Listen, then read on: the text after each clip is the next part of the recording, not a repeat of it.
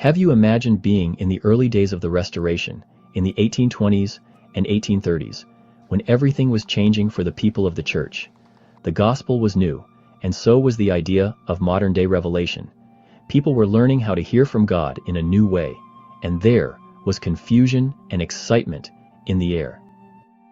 Joseph Smith, a young prophet, was leading the charge, but even he, with all his faith, had to face questions and doubts. And sometimes, those questions weren't just his. They were shared by the early saints. Joseph Smith had already brought forth the Book of Mormon, and the gospel had begun to spread.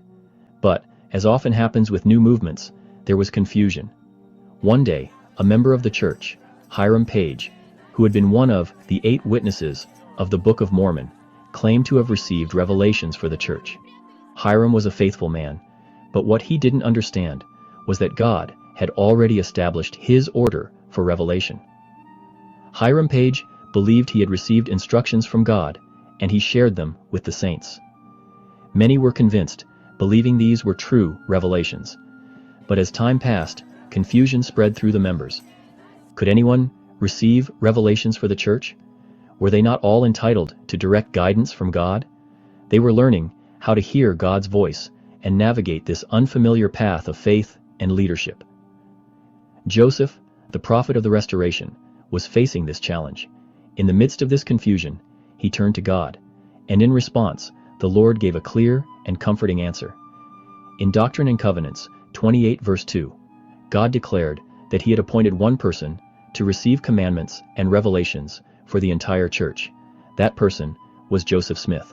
However, the Lord also emphasized that others could receive personal revelation to guide their own lives and help in their specific roles. The Lord's words were clear.